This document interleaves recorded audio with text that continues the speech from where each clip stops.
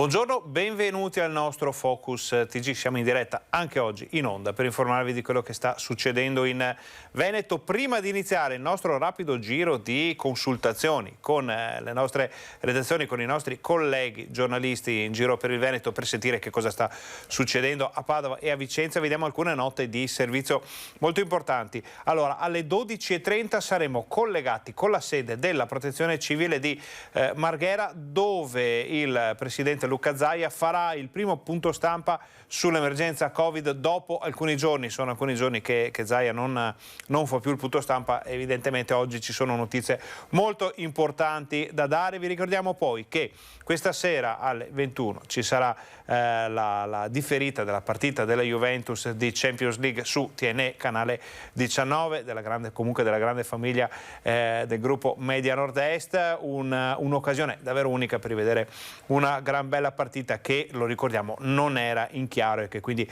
questa è l'unica occasione per rivedere in chiaro. E altra notizia di servizio: domenica mattina diretta straordinaria speciale qui da Bassano per l'inaugurazione del Ponte Vecchio. Seguiremo tutte le fasi dell'inaugurazione fin dalle 9 del mattino, con l'arrivo delle autorità, tutti i discorsi, il taglio del nastro, la sfilata di centinaia di alpini sul Monumento Nazionale, quindi una mattinata decisamente importante non solo per Bassano ma per tutto il Veneto. Adesso, date queste informazioni importanti, andiamo al volo da Valentina Visentini che ci aspetta a Padova. Buongiorno Valentina, quali novità abbiamo oggi?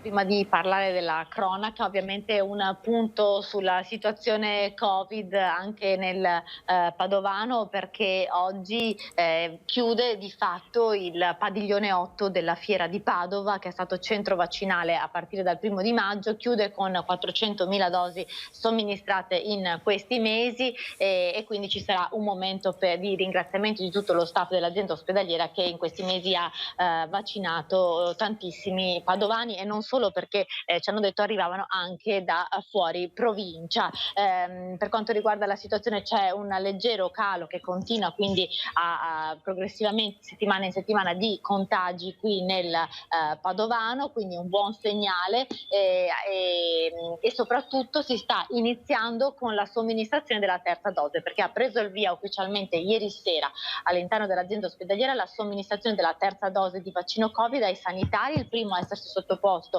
alla dose addizionale, alla dose booster, cosiddetta booster, è stato il direttore, il primario della pediatria di Padova, che insomma segna l'inizio di questa terza dose anche per i sanitari, mentre nelle settimane scorse sono stati immunizzati tutti i soggetti super fragili seguiti dall'azienda ospedaliera. Prossimo passo, entro la settimana, ma forse più plausibile da lunedì, inizierà la terza dose agli anziani, agli ottantenni delle case di riposo delle RSA. Benissimo Valentina, allora noi sappiamo che ci sono anche delle novità riguardanti l'infortunio mortale di Loreggia. Sì, perché come vi abbiamo raccontato nei giorni scorsi c'è stato questo infortunio mortale, a perdere la vita un imbianchino di 52 anni, l'11° morto sul lavoro nella provincia di Padova. È stata aperta un'indagine, un'inchiesta della Procura di Padova per far luce sulle cause, perché la vittima non è precipitata da un'impalcatura, ma sembra si trovasse al momento dell'infortunio all'interno di un cestello elevatore manovrato da un'altra persona, che però al momento non è ancora stata identificata da parte dei carabinieri dello Spisal. Quindi di fatto si è aperta un'inchiesta, anche se al momento non ci sono indagati. Tutti i dettagli nel servizio che abbiamo già realizzato per voi. Vediamo assieme il servizio. Allora Valentina, se ci sono altre novità non esitare a contattarci, le daremo in diretta ai nostri telespettatori. Grazie, buon lavoro, buona giornata. Grazie a voi. Torniamo in studio, ma solo per lanciare questo servizio della nostra redazione padovana, per capire ancora una volta che cosa può essere successo in questo ennesimo infortunio sul lavoro. Aperto un'inchiesta sulla morte di Valeriano Bottero, l'imbianchino di 52 anni, morto martedì pomeriggio precipitando da 5 metri d'altezza mentre stava effettuando lavori di tinteggiatura all'interno della ditta Lavor Metal di Loreggia. Al momento non ci sono indagati, ma secondo i primi accertamenti dello Spisal di Campo San Piero e dei Carabinieri, all'origine della tragedia ci sarebbe una manovra errata da parte di chi stava guidando il carrello elevatore. Secondo i testimoni, infatti, l'artigiano sarebbe precipitato non da un'impalcatura ma da un cestello elevatore di proprietà dell'azienda e manovrato da qualcuno che però all'arrivo dei carabinieri non era presente. Nelle prossime ore il pubblico ministero conferirà l'incarico dell'autopsia. Nel frattempo ha posto sotto sequestro l'area dove è avvenuto l'infortunio mortale perché si potrebbe configurare il reato di omissione di soccorso. Allora, anche in questo caso la nostra redazione sta verificando che cosa è successo, come proseguono le indagini, in attesa di collegarci con la nostra redazione di Vicenza per sapere quali sono tutte le novità anche dall'area iberica. Vi ricordiamo che alle 12:30 saremo collegati con la sede della Protezione Civile di Marghera per fare il punto sulla situazione legata all'emergenza coronavirus. Dettaglio non da poco, perché sappiamo che mancano ormai 2 settimane all'attivazione dell'obbligatorietà del Green Pass anche sui luoghi di lavoro, su tutti i luoghi di lavoro, tanto nel pubblico quanto nel privato. La campagna vaccinale corre davvero a ritmi importantissimi e nel frattempo i dati che abbiamo, naturalmente quelli non aggiornati, ci dicono che sta calando anche il numero dei contagi, sta scendendo il numero delle persone che vengono contagiate in questo momento, quindi le prospettive potrebbero anche essere positive per l'immediato futuro e anche a medio termine. Adesso noi andiamo immediatamente a Vicenza, dove c'è la nostra Luisa Bertini, che con Simone Squarcina sta raccogliendo informazioni per il TG serale. Però Luisa, aggiornaci sulle novità di giornata. Buongiorno.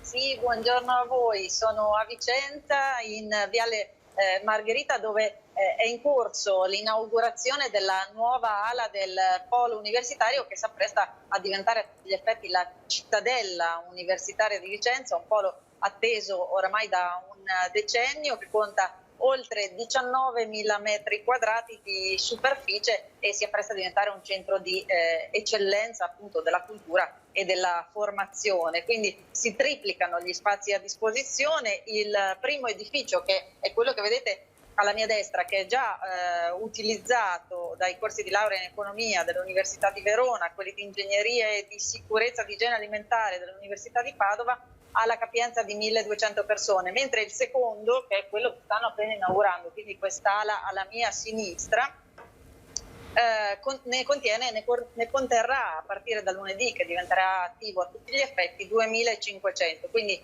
il totale di questa complessa cittadella arriverà a contenere 3.700 posti per gli universitari, suddivisi tra aule, studio, sale riunioni e uffici. Il costo per il nuovo edificio ammonta a 12 milioni di euro a carico della provincia di Vicenza, ma ecco, la novità è che Vicenza diventa cittadella universitaria non soltanto per i vicentini, ma ovviamente per tutti gli studenti che gravitano anche attorno alla provincia di Vicenza, quindi da Padova così come da Verona.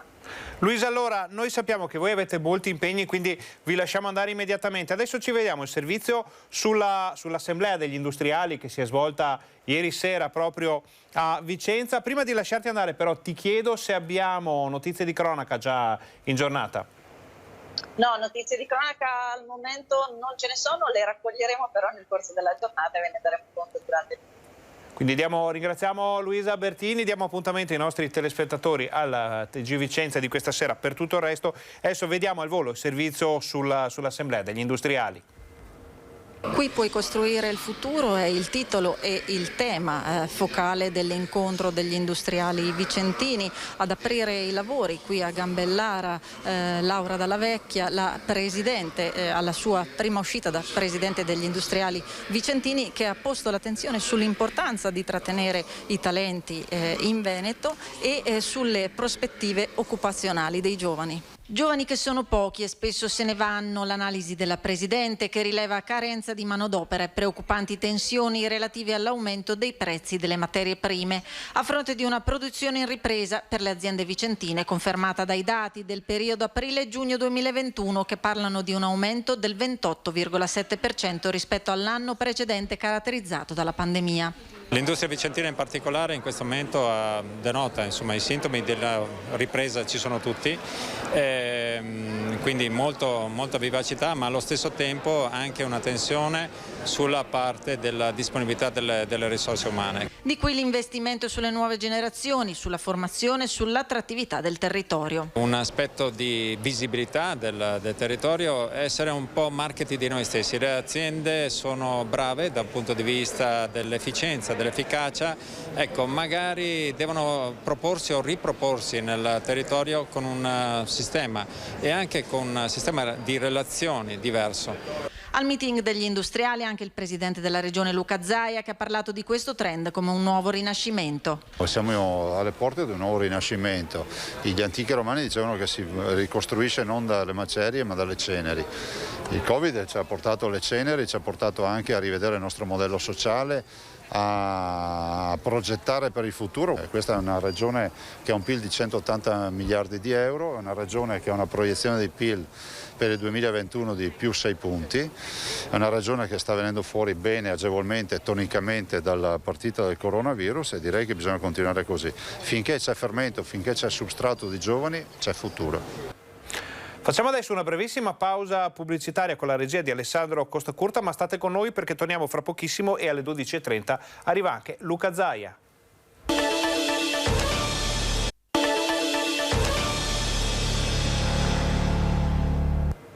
Buongiorno, bentornati al nostro Focus TG. Vi ricordiamo che alle 12:30 saremo collegati con la sede della Protezione Civile di Marghera per il punto stampa del governatore Luca Zaia. Adesso continuiamo a parlare però di Zaia, perché gira ancora sui social e sul web un video in cui sembra che Zaia sostenga delle tesi un po' particolari sui vaccini. Sono fake news ed ecco che cos'è successo.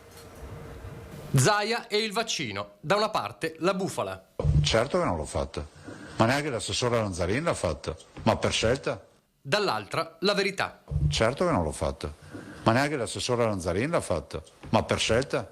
Ma non perché siamo dei cacassotto, perché eticamente penso che prima lo debba fare una persona che ha 80 anni, 70 anni e dopodiché si passa a noi. La differenza sta in un taglio, una frase sospesa ad arte per stravolgere il senso del discorso. Fenomenologia di una fake news che gira da mesi nel mare magnum senza controllo del web, ma sempre riproposta per far abboccare chi ancora ci casca, e a quanto pare non sono pochi. L'esca è questa. Noi non è che predichiamo dei vaccini e qualcuno dice voglio vedere il libretto vaccinale di Zaia perché predica dei vaccini, sono sicuro che lui non l'ha fatto. Certo che non l'ho fatto, ma neanche l'assessore Lanzarin l'ha fatto, ma per scelta. In questo video Luca Zaia si ferma qui, non mi vaccino, una scelta in evidente contrasto con il monito costante ai veneti, vaccinarsi per combattere il Covid. Insomma, sembra incoerenza smascherata. Appunto, sembra, perché c'è un dettaglio non di poco conto. Questo video non è completo. Per capirlo basta vedere e sentire integralmente quanto detto dal governatore in sala stampa a Marghera. E l'altro elemento cruciale è la data, omissione dei professionisti della bufala. Le immagini risalgono infatti ai primi mesi del 2021, la campagna vaccinale era partita da poco, si stava programmando a livello nazionale le priorità per le fasce d'età. Ecco cosa diceva realmente Zaia quel giorno. Noi non è che predichiamo dei vaccini e qualcuno dice voglio vedere il libretto vaccinale di Zaia perché predica dei vaccini, sono sicuro che lui non l'ha fatto. Certo che non l'ho fatto, ma neanche l'assessore Lanzarin l'ha fatto, ma per scelta. Ma non perché siamo dei cacassotto, perché eticamente penso che prima lo debba fare una persona che ha 80 anni, 70 anni e dopodiché si passa a noi. Però se qualcuno vuole fare una chiamata di popolo e garantircelo subito, beh, se il popolo decide noi ce lo facciamo, Però io lo trovo poco corretto nei confronti di quei pensionati che ci stanno chiedendo tutti i giorni di avere il vaccino. Poi quando sarà la nostra ora lo faremo pubblicamente. Tant'è vero che nel pomeriggio del 12 maggio, secondo la fascia d'età corrispondente, il governatore si reca al punto vaccinale di Godega Sant'Urbano per la somministrazione della prima dose di Pfizer, ampiamente documentato dalle telecamere. Ecco dunque la ricetta di una fake news: tagliare dove fa più comodo per accalappiare chi non si prende la briga di controllare la fonte di quanto viene dimostrato.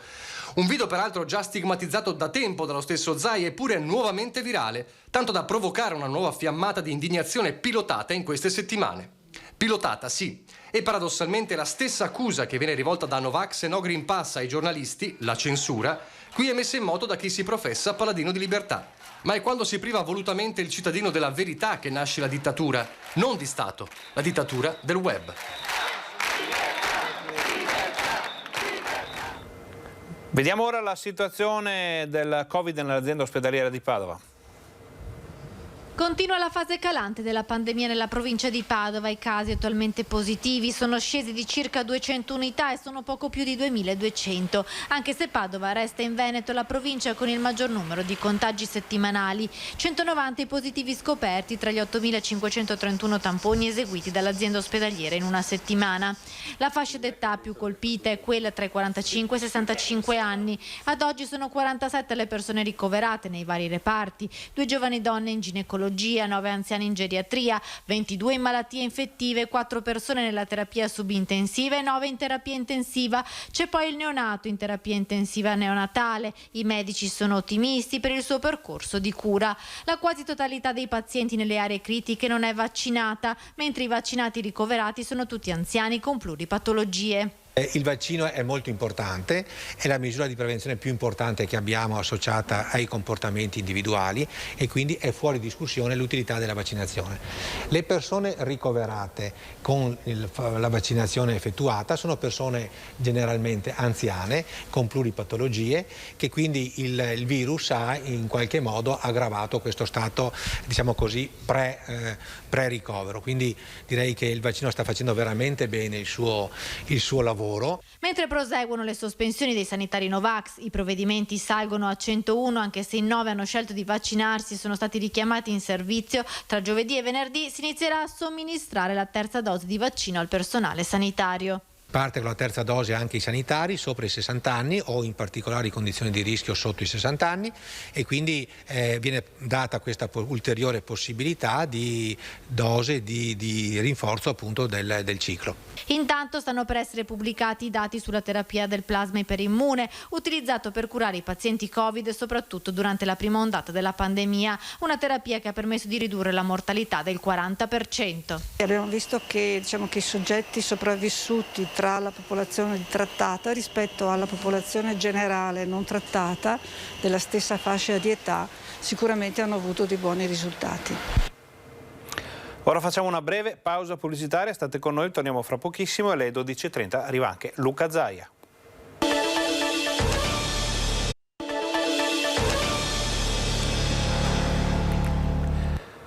Buongiorno, bentornati al nostro Focus TG. Siamo anche oggi in diretta, in onda, per informarvi di quello che sta succedendo in Veneto. Siamo già collegati con la sede della Protezione Civile di Marghera, dove la selva di microfoni è già assiepata davanti al posto del governatore Luca Zaia. I nostri giornalisti, i nostri operatori sono già sul posto. Noi siamo prontissimi a dare la linea al governatore nel momento in cui arriverà per fare il punto della situazione. Noi facciamo invece il punto della situazione legata all'emergenza coronavirus con gli ultimi dati disponibili. Attenzione, sapete bene che come sempre all'inizio della conferenza stampa Zaia darà quelli più aggiornati. Questi sono gli ultimi di cui disponiamo, però li vediamo insieme con la regia di Alessandro Costacurta. Vediamo che sono 253, erano 253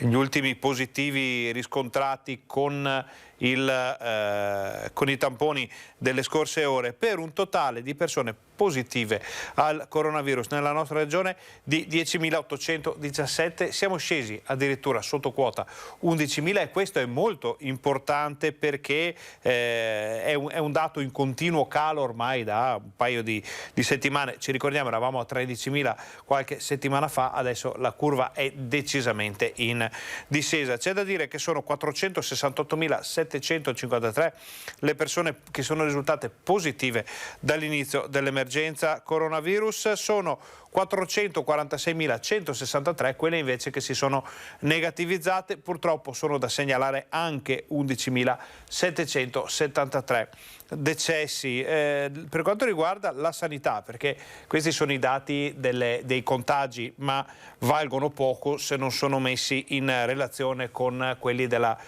sanità. Per quanto riguarda la sanità, abbiamo ricoverati in area non critica 241 persone, di cui 196 ancora positive, 45 che si sono invece negativizzate. Scende anche il numero delle terapie intensive impegnate da pazienti Covid, perché sono 43 quelle con pazienti ancora positivi, 7 quelle con pazienti che si sono negativizzate, per un totale di 50 terapie intensive impegnate, e anche questo è un dato in netta crescita. Addirittura, volendo fare un confronto con le giornate precedenti, c'è un bilancio negativo di 7 unità per quanto riguarda l'area non critica e un bilancio negativo di 2 unità per quanto riguarda le terapie intensive.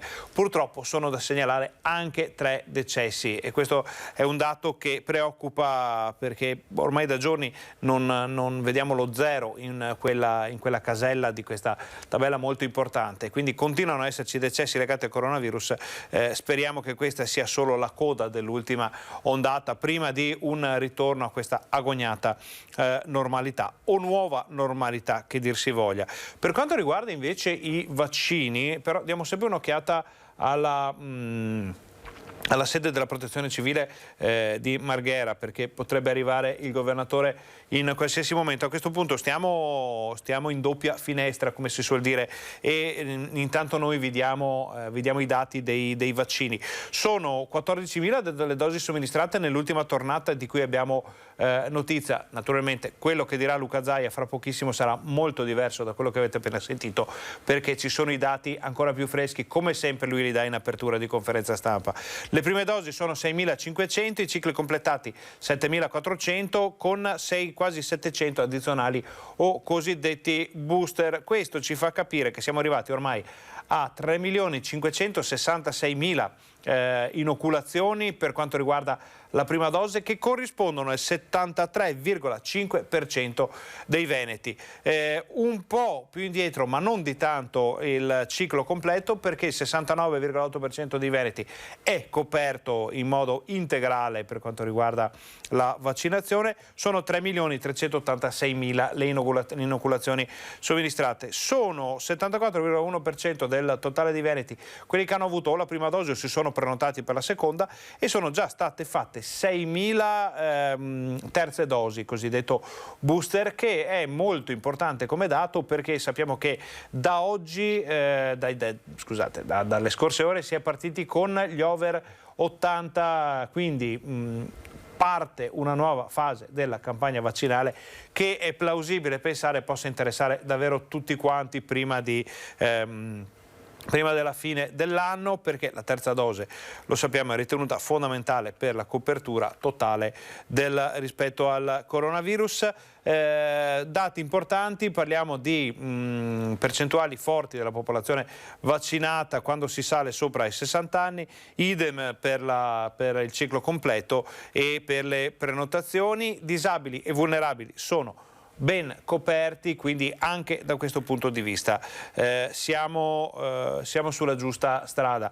C'è da dire purtroppo che il grafico delle vaccinazioni degli ultimi mesi è un'onda che va scemando, perché nelle ultime settimane si sono avuti flussi minori dovuti probabilmente al fatto che la gran parte della popolazione è coperta. Restano dei gruppi, delle sacche più difficili da raggiungere, più difficili da da portare a compimento per completare i cicli vaccinali. Di questo sicuramente parleremo anche con il governatore Luca Zaia. Nel frattempo che aspettiamo Zaia, ci arriva una notizia dalla Fondazione Gimbe che dice ormai da 4 settimane consecutive continuano a scendere i nuovi casi settimanali.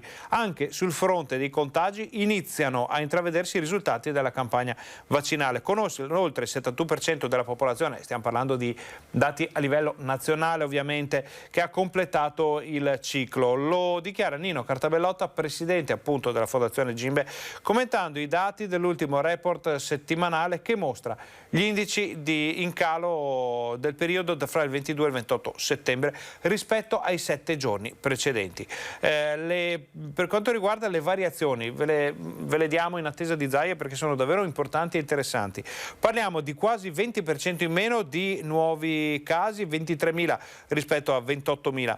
Sono praticamente il 10% in meno le persone in isolamento domiciliare, ovvero 94.000 persone. Parliamo di dati nazionali, quindi vediamo che la situazione sta davvero prendendo una piega interessante. Rispetto, dicevamo, 95.000 rispetto ai 105.000, 13% in meno di ricoveri con sintomi, addirittura 3.400 contro 3.900, parliamo del periodo 22-28 settembre rispetto al periodo precedente, 11% in meno per le terapie intensive, 459 rispetto a 516. Questo probabilmente vuol dire che l'aggressività del virus su certi soggetti è ancora molto molto forte. Si registra inoltre un lieve calo dei decessi, sono stati 386, che comunque è un numero davvero drammatico nell'ultima settimana, di cui 46 riferiti comunque a periodi precedenti, con una media di 55 al giorno rispetto ai 56 della settimana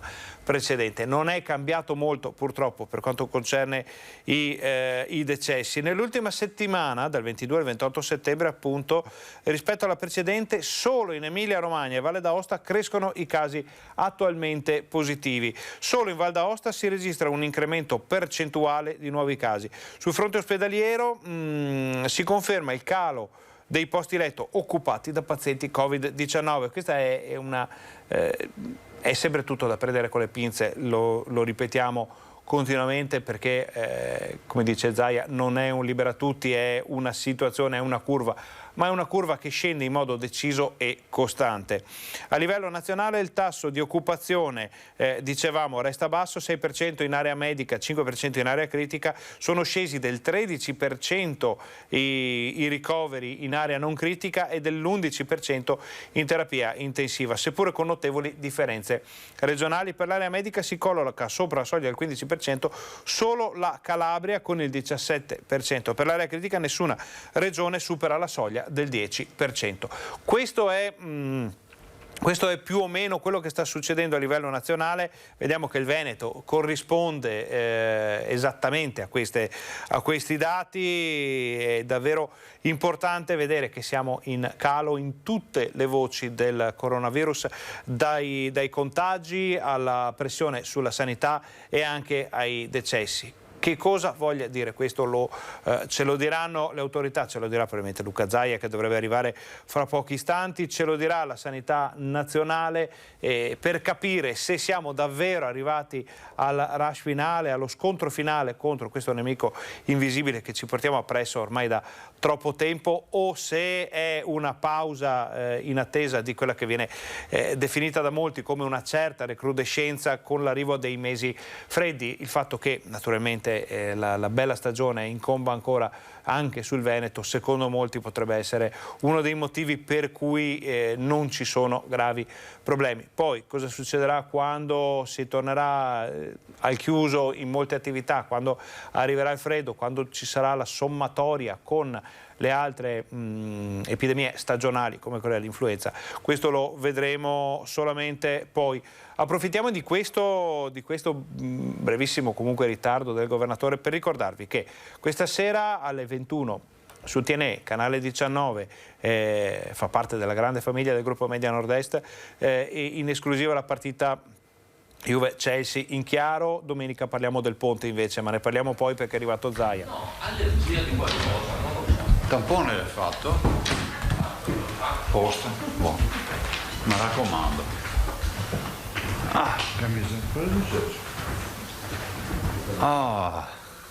Posto.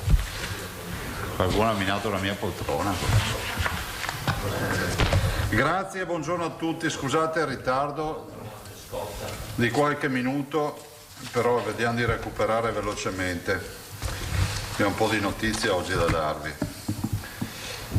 Allora, sono circa una settimana che non ci vediamo, per cui diamo anche un aggiornamento bello completo. Partiamo dai tamponi, sono 7.707.931 molecolari e rapidi 7.382.215.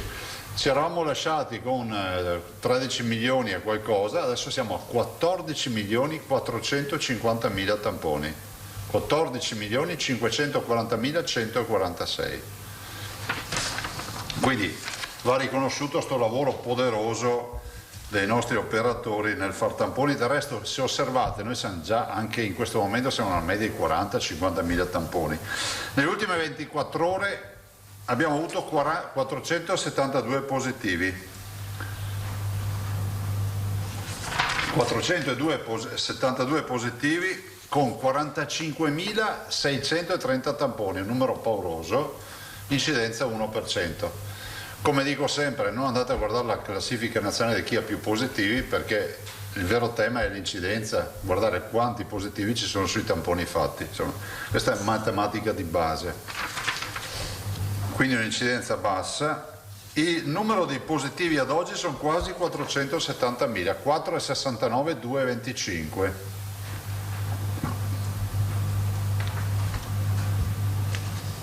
Avendo noi un'incidenza settimanale che si è abbassata, dopo vedremo, ovviamente sono abbassati anche il numero dei positivi in isolamento in questo momento, sono 10.618. Vi ricordo che in questa fase abbiamo oltrepassato i 13.000, la scorsa settimana eravamo a più 13.000.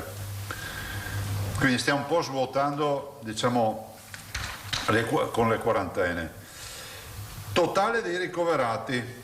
Altro dato interessante e positivo per noi, 279, una settimana fa eravamo a 340, più o meno, meno 12.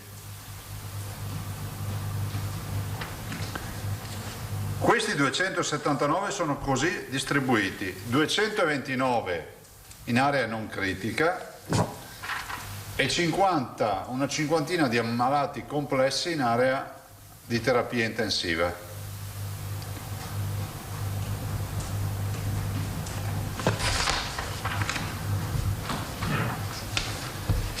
Le terapie intensive non Covid, oltre ai 50 Covid, sono 3,45, vuol dire quasi 400 persone, 395 persone di non Covid, cioè in terapia intensiva. Totale dei decessi 11.775.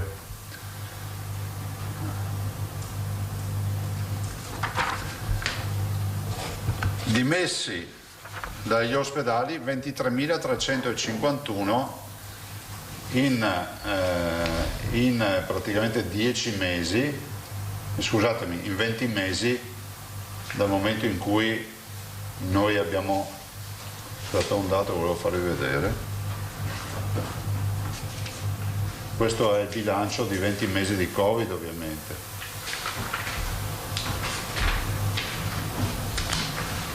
No, trovo più. Scusate un attimo. Cos'è che cercava? No, cercavo il numero dei positivi. Ah, qui sotto, sì, ecco, grazie. 23.000 in ospedale, 470.000 il totale.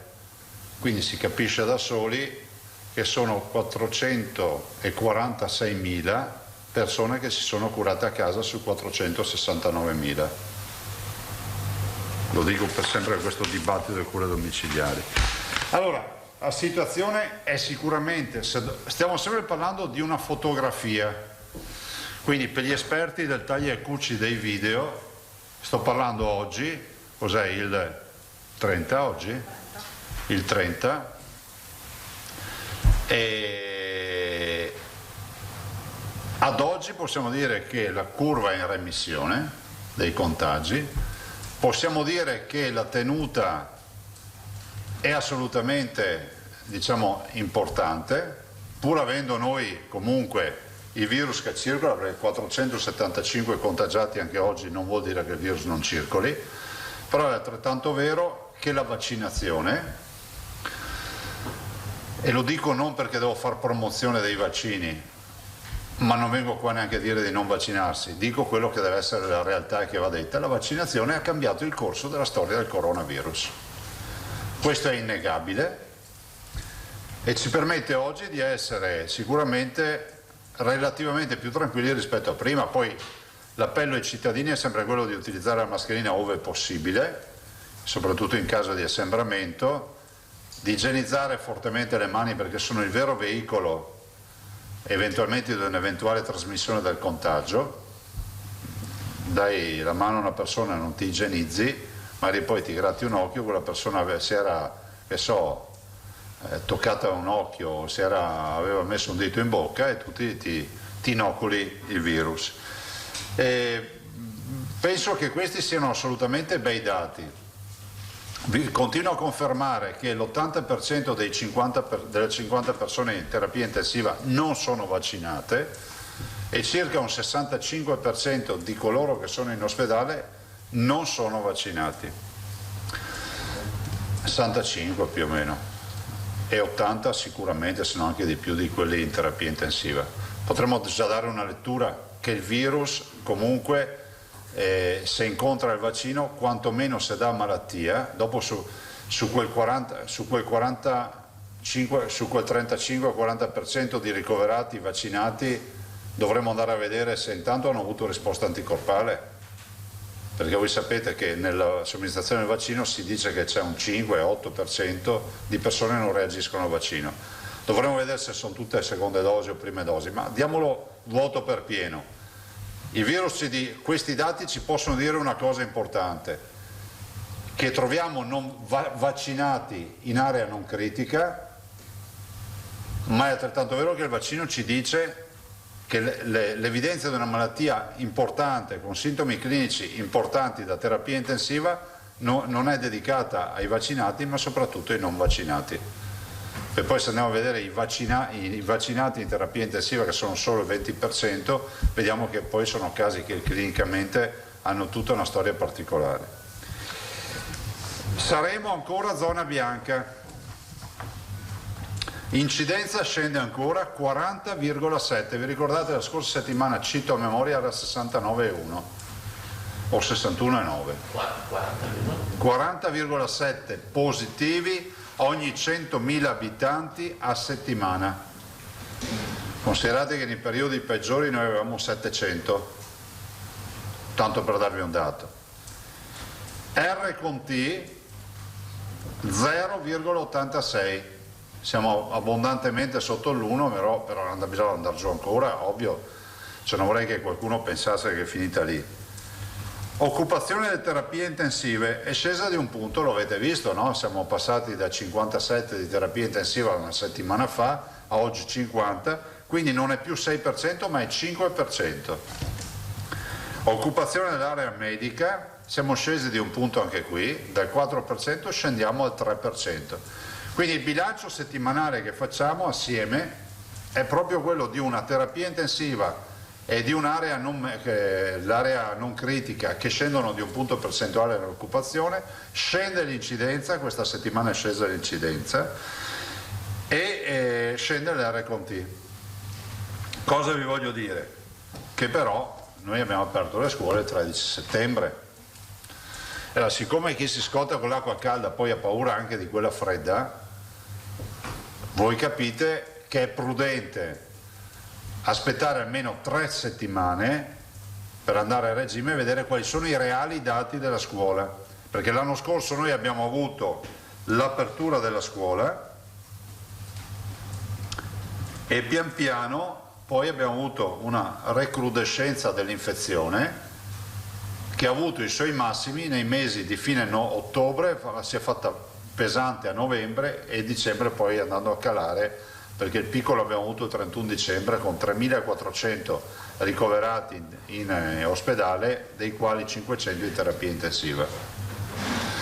Allora, oggi noi siamo a valori di ricovero rispetto alla punta massima del 10%, sia sulle terapie intensive che sull'area non critica. 3.400, oggi ne abbiamo meno di 300, 500, oggi ne abbiamo 50. Vi ho fatto fare un grafico che se volete potete anche utilizzare, ve lo do. Allora, queste qua sono le linee di contagio prese, le abbiamo fatte fare da luglio ad oggi. Linea blu è quella dell'anno scorso, luglio. No. Linea blu, quella dell'anno scorso, quindi vedete la freccia blu, vedete che dopo la freccia inizia a crescere, sono i contagi che crescono dopo l'apertura delle scuole. La linea rossa è quella attuale, cioè 2021, luglio 2021, settembre 2021, dall'apertura della scuola freccia rossa calano i contagi. Siamo capiti, no? No, questa è la curva, l'andamento dei contagi, perché noi avevamo l'andamento dei contagi non vaccinati abbiamo avuto così tanti. Sì, perché questo numero assoluto tu lo devi sempre fare in rapporto ai tamponi, per poi quell'estate lì noi non abbiamo fatto i tamponi, ne abbiamo fatti pochissimi rispetto a quest'anno. Quest'anno noi siamo andati via a 50.000 al giorno. Vi ricordo, stiamo parlando dell'estate 2020, quindi sostanzialmente, per dire, la linea blu è luglio, estate 2020, si apre la scuola e cominciano ad alzarsi pian piano i contagi.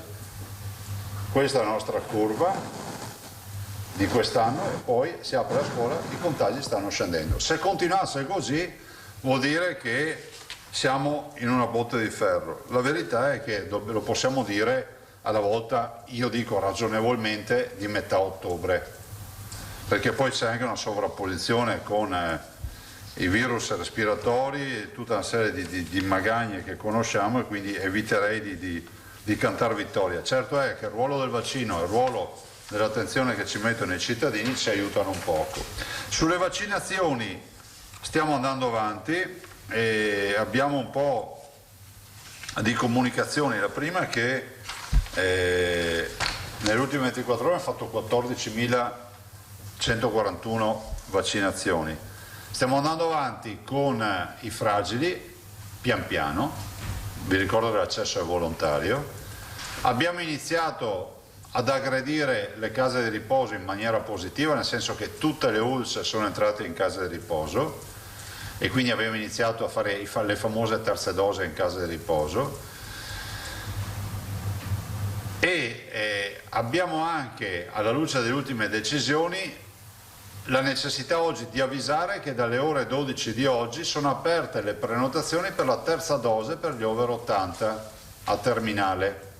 Quindi chi entra in piattaforma direttamente, se è un over 80, cioè se ha più di 80 anni, o un familiare, o un parente, un amico, un vicino di casa, può prenotare la terza dose per chi ha più di 80 anni da subito. Il sistema è intelligente, l'assessore ha seguito questo lavoro e quindi dà la possibilità di prenotare se hai fatto la seconda dose a più di 6 mesi. Quindi il sistema già, nel momento in cui tu metti il numero di tessera sanitaria, legge già se hai titolo perché sono passati 6 mesi dalla seconda dose, oppure ti dice guarda non sono ancora trascorsi 6 mesi.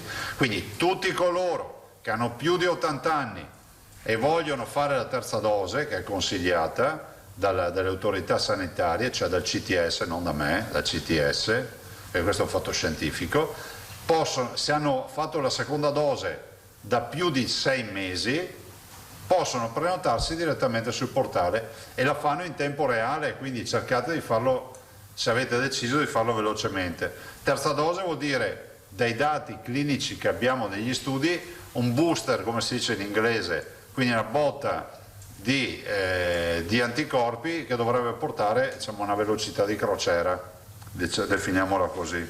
dopo non so come trasformeranno quelli che ha sempre detto robe su di me, vabbè, non importa. Diciamo che l'esperienza di Israele dice che il booster della terza dose dà, diciamo, il titolo definitivo di una buona dose anticorpale. Come stanno andando? Quindi dal mezzogiorno di oggi, cioè mentre parlo è già aperto, chi vuole prenotarsi per la terza dose, ha già fatto la seconda da più di 6 mesi, lo può fare subito. Ovviamente andiamo avanti anche con gli ospedalieri, i sanitari, sempre con l'ottica dei 6 mesi. Prego. Scusi l'interruzione. Gli over 80, quanti sono? 160.000. 360.000. 300.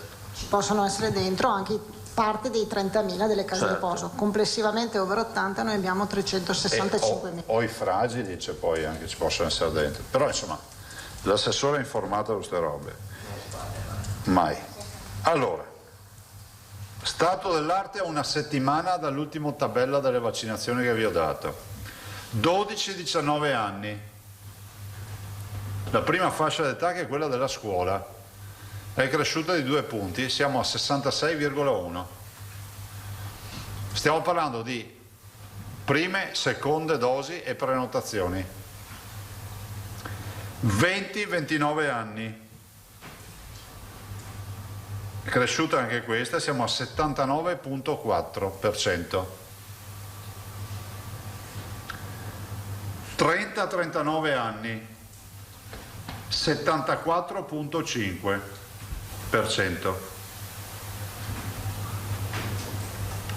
40-49 anni, 76,4%. 50-59 anni, cresce ancora, 83,1%. 60-69 anni, il colpo perché? Cosa vuol dire? Anni. Ah, ho capito. Ma sentivo colpi in continuazione. Seganciuca. 60-69 anni, 88,6. No, sentivo sempre colpi, ho detto. Non ho detto 2 volte anni però. 70-79 anni, 92,5%. Over 80, quindi chi ha più di 80 anni, cioè ormai siamo al 99,6, cioè praticamente tutti. Altro dato importante, la scorsa settimana eravamo a 80,9, percentuale regionale, e udite udite, mi sa che sia vero quello che ho detto, che arriviamo all'85%, siamo già all'82,3%. Abbiamo preso quasi 1,5 punti in una settimana. E diciamo che questo è un segnale del fatto che il lavoro che stanno facendo i nostri centri vaccinali, che sono 60 centri vaccinali in Veneto, 1600 persone che stanno vaccinando, e ovviamente qui stiamo parlando di prima, seconda dose e prenotazioni, sì, che qualcuno gli venga il dubbio che sono caricate anche le terze dosi. E sta funzionando. Ovviamente ricordo a tutti i cittadini che l'adesione alla vaccinazione è su base volontaria, quindi se uno vuole si fa la vaccinazione, se non vuole non se la fa, però l'82,3% dei veneti ha scelto di farsi la vaccinazione, e questo è un dato che insomma fa piacere vedere, perché comunque oggi, se siamo aperti, al di là che ne dicano alcuni, lo dobbiamo al fatto che la vaccinazione ha funzionato e i veneti hanno deciso di vaccinarsi. Di certo non è che lo fanno perché si divertono, nessuno di noi si è divertito. Io e l'assessore siamo vaccinati, a differenza dell'11 marzo, quando non eravamo vaccinati. Io in particolar modo mi sono fatto la prima dose il 12 di maggio e la seconda dose, qualcuno si ricorda la data, a giugno, insomma dopo 21 giorni l'ho fatto. Sì, a giugno, prima di andare al Quirinale, perché mi ricordo che c'era c'era la vaccinazione e quindi ho fatto la vaccinazione. Io passerei la parola a voi se avete domande.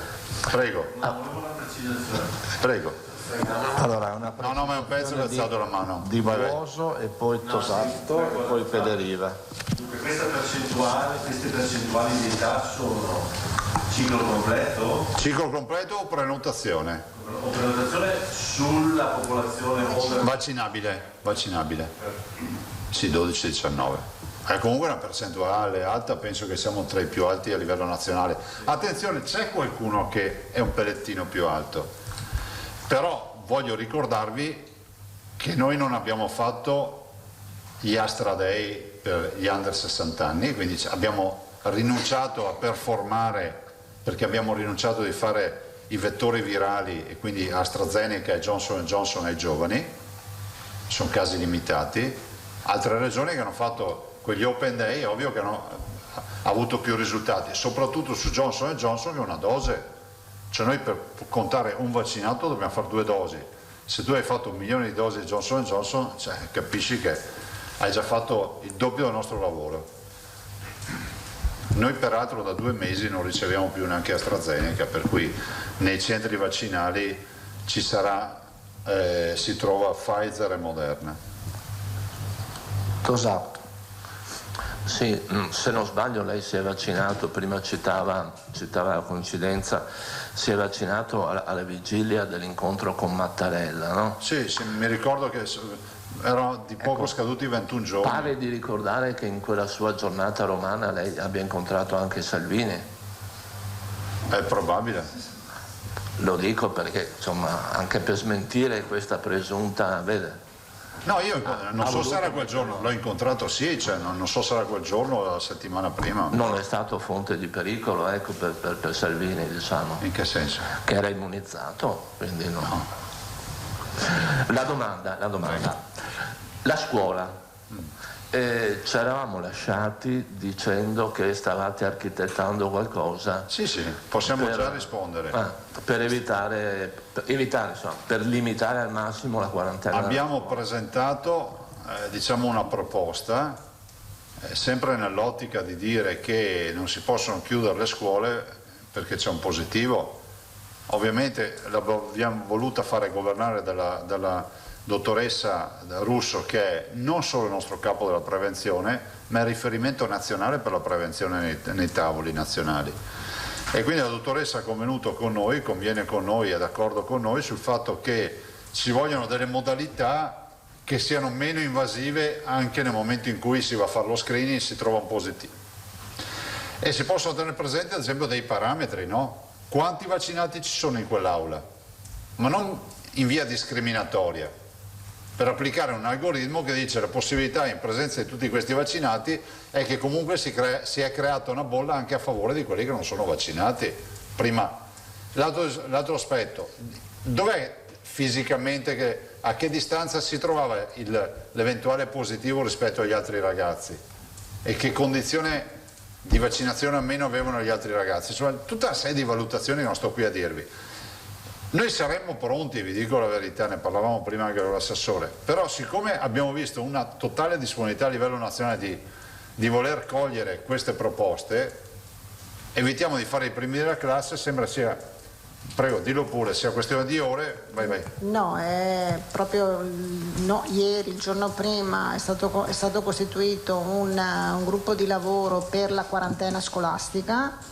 Quindi con Istituto Superiore di Sanità, con il Ministero, siamo dentro noi come regioni e si sono incontrati ieri, hanno fatto il primo incontro tecnico, abbiamo presentato noi con la dottoressa Russo insomma le nostre proposte, quello che avevamo analizzato, quindi a questo punto ci sembrava ovvio aspettare insomma che questa cabina di regia, gruppo specifico nazionale con tutte le varie parti insomma si esprimesse in modo che poi ci fosse una delle linee guida probabilmente recepite a livello anche di conferenza. Sì, che per noi è anche meglio, nel senso che dà anche più tutela e più linearità nel comportamento, visto che considerato che la scuola non è una competenza nostra ma è ancora purtroppo gestita a livello nazionale. No, dico purtroppo non perché la stiano gestendo male o bene, perché voi sapete che è uno dei temi dell'autonomia.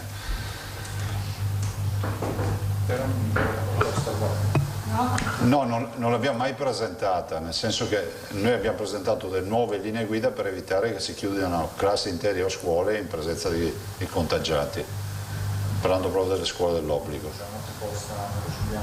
C'è, ma non da presentare perché la stiamo affrontando a livello nazionale. Ma ormai è una settimana che ce l'abbiamo questa proposta.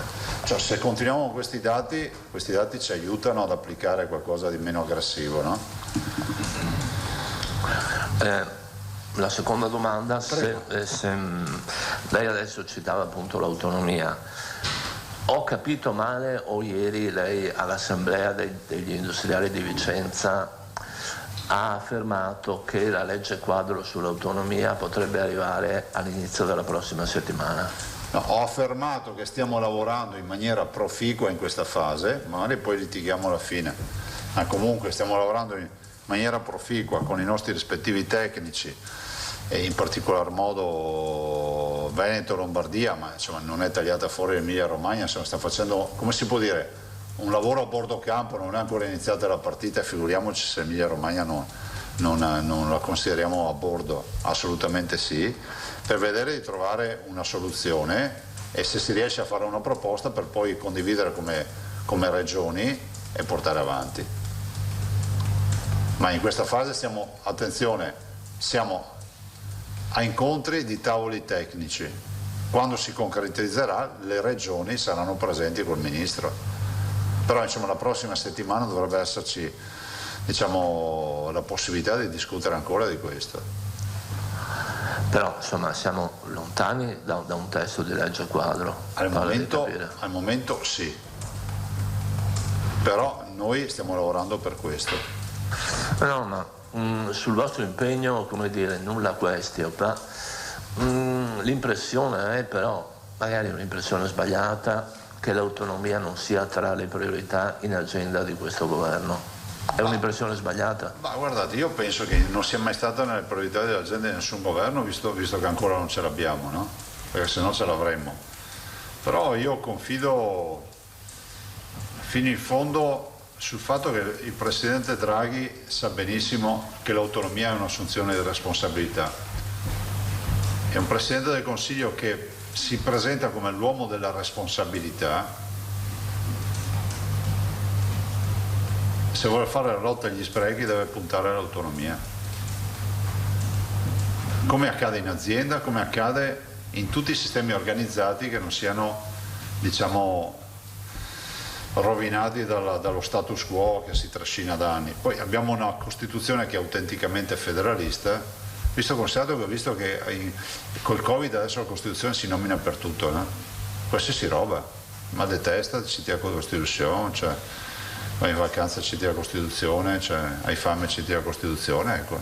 Voglio ricordare che la Costituzione è autenticamente federalista e anche alla sua origine nel 1948 prevedeva e disegnava un paese federalista. Non ultimo il titolo quinto, che peraltro compie 20 anni, a novembre mi sembra che sia la modifica del titolo quinto, quindi ci sarà anche, forse il 25 novembre se non ricordo male, 25 novembre del 2001, posso sbagliare il giorno ma non il mese, se non ricordo male, ci fu la modifica del titolo quinto che è ancora più chiara sul fronte federalista. Grazie. Prego. Federiva. Grazie, buongiorno Presidente. Buongiorno. Siamo alla vigilia di ottobre, che tradizionalmente è sempre stato il mese dell'avvio della campagna influenzale, della campagna vaccinale contro l'influenza. Vorrei capire se c'è una data fissata per l'inizio di quest'anno e come potrà coordinarsi con la campagna vaccinale. Beh, intanto si coordina sempre con i medici di base. Noi abbiamo comprato il vaccino, dillo pure, 1.600.000? 1.688 dosi, quindi più di 300.000 in più rispetto, mi sembra, all'anno scorso, visto che 1.688. 300.000 in più? Mi sembra più o meno, eravamo su 1.300.000, quindi siamo sulle 300.000 in più. Vi ricordate l'anno scorso ci fu tanto di... Fra l'altro c'è stato un grande una grande adesione l'anno scorso, però molti la vedevano anche una forma di prevenzione al Covid, non c'era il vaccino al Covid. Cerchiamo di capire quest'anno se tutti sceglieranno di farsi le 2 inoculazioni o un'inoculazione solo. Sì, siamo in attesa, mi sembra che anche ho sentito ieri sera sui media che stanno ancora discutendo se farla insieme o non farla assieme, quindi anche con l'eventuale terza dose, quindi aspettiamo che ci siano indicazioni anche su questo e poi facciamo la campagna, poi predisponiamo la campagna. Quindi non c'è una data ancora? Siamo in attesa di questi chiarimenti. Però è fondamentale dire ai cittadini che noi i vaccini, come è accaduto l'anno scorso, li abbiamo comprati. Vi ricordate che li abbiamo anche prestati in giro l'anno scorso? Comunque iniziava sempre verso fine ottobre, primi di novembre in qualsiasi caso, quindi c'è ancora tempo. Sì. E a proposito di persone anziane che sono le più interessate, si ha qualche primo risultato dall'indagine in corso nelle case di riposo sulla risposta anticorpale? No, al momento no, Angela. Ok. Invece rispetto all'aumento della vaccinazione, la terza e ultima domanda che pongo, registrato in particolare in quest'ultima settimana, al di là del meritorio impegno del personale dei centri vaccinali che lei citava, Presidente, vede in questo incremento anche un effetto Green Pass, soprattutto in vista della scadenza dell'obbligo del 15 ottobre? Immagino di sì, che ci sia stato anche un effetto della necessità o della scelta di alcuni di dover vaccinarsi o di dover scegliere di vaccinarsi a causa delle ultime restrizioni imposte dall'ultimo decreto sul Green Pass. Però in generale poi vediamo anche che abbiamo i giovani crescono, ad esempio, i giovani crescono di 2 punti, i 12-19 anni che non sono oggetto di nuove restrizioni o nuove regolamentazioni rispetto al loro accesso a scuola. Loro hanno addirittura la totale volontarietà. Ben venga l'apertura dei teatri, dei cinema. Voi sapete che grazie alle regioni, all'azione delle regioni, siamo riusciti ad arrivare a un 80% di capienza. È ovvio che l'obiettivo è quello del 100%, ma io lo dico se non altro anche per un fatto di rispetto nei confronti dei ragazzi che vanno a scuola, che stanno lì 5-6 ore a scuola con la mascherina, sempre lì seduti, e quindi non si capisce per quale motivo altre attività non possano essere considerate. Hanno ragione gli operatori delle discoteche, sono 22.000 posti di lavoro che stanno pagando non solo il conto del Covid, ma gli operatori delle discoteche, il mondo dell'intrattenimento è diventato il capro espiatorio del Covid. E questo Paese non può girarsi dall'altra parte lasciando che nel silenzio falliscano delle attività. E voglio ricordare che peraltro, se qualcuno se ne fosse ancora reso conto, stiamo parlando di attività che si svolgono di notte, che spesso sono un'ottima occasione per chi ha il doppio lavoro, che deve pagarsi il mutuo, deve pagare spese di famiglia o altri impegni familiari o sociali, e quindi stiamo veramente letteralmente mettendo in ginocchio un comparto intero. Quindi io continuo a fare appello al Presidente del Consiglio, al Ministro Speranza e al Comitato Tecnico Scientifico affinché si apra il mondo delle discoteche, che non è un vezzo, ma sono una realtà economica oltre che di offerta turistica. Il mondo delle discoteche fin dal primo giorno, io ne sono testimone, anche in Veneto, si sono messi a disposizione di fare tamponi all'ingresso, si sono messi a disposizione di essere oggetto di indagini epidemiologiche, fare screening attraverso e quindi monitorare anche i ragazzi, che soprattutto in una fase nella quale le scuole sono aperte potrebbe anche non essere sbagliato pensare di poter avere un panel sempre di, 10.000 persone, 20.000 persone, 30.000 persone a settimana monitorate tramite i locali. Purtroppo queste attività non hanno avuto risorse. E quindi anche tutto quello che erano le promesse si è trasformata in desolazione e devastazione. Quindi appello al Presidente Draghi affinché pensi che c'è un comparto economico veramente in grossa difficoltà, che paga un conto salato semplicemente per un retaggio culturale a questo punto, no? Perché se nel momento in cui apri teatri, cinema, scuole, tutto, piazze, non piazze, concerti, tutto quello che è, non è che puoi dire che la discoteca è... anche perché abbiamo avuto due ondate di infezione e le discoteche erano chiuse, quindi non c'è neanche più il dubbio che non siano loro i responsabili. Grazie. Prego. Altre domande? Mi pare di no. Grazie. Io volevo ringraziarvi e ne approfitto anche per ringraziare Carlo, quasi con la lacrima, perché oggi è il tuo ultimo giorno. Beh, è brutto detto così. Oggi diciamo smetti di... Sta un po' di trapasso. No, non è che sta di trapasso, nel senso che volevo nuovamente ringraziare Carlo che ci ha seguito. Fra l'altro, quando io l'ho assunto mi ha raccontato di tutte le sue esperienze da trincea che aveva fatto in giro per il mondo, ma d'ora in poi ai suoi nipoti racconterà solo del Covid.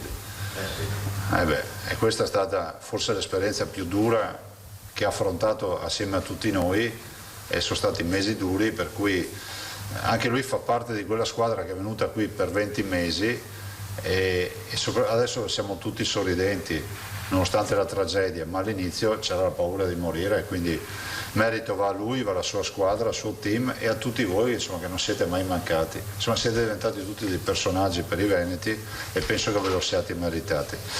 A Carlo auguro ancora, io non dico buona pensione, buon lavoro, perché farà sicuramente qualcosa, non ho ancora ben capito cosa, però insomma meritata pensione. Si dice che sono diventato dipendente dello Stato, ma tu c'eri già, per cui... No, c'è una cassa privata. Ah, una cassa privata, bene. Però insomma, tu ci vai peraltro non con quota 100, vai regolare te. 44 anni. 44 anni di lavoro. Ah, io non posso dirlo, se no poi mi domanda. Io posso dire che l'ho sempre trovato tutti i giorni, non so se era... Ogni tanto sentivo bambina piccola che diceva nonno, loro capivo che non era proprio...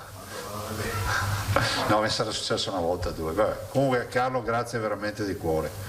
Resterai a vita nella nostra squadra, quindi vieni quando vuoi, puoi partecipare, le porte della regione sono sempre aperte per te.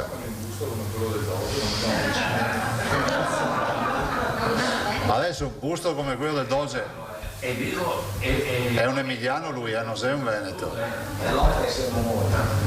Ah vabbè, ma insomma, non è meritato riposo, ma è meritato diletto. Adesso vedrà, ha un sacco di attività, poi scriverà libri come il suo solito. Niente libri. Vabbè, grazie, buona giornata a tutti, grazie. Arrivederci ragazzi, grazie.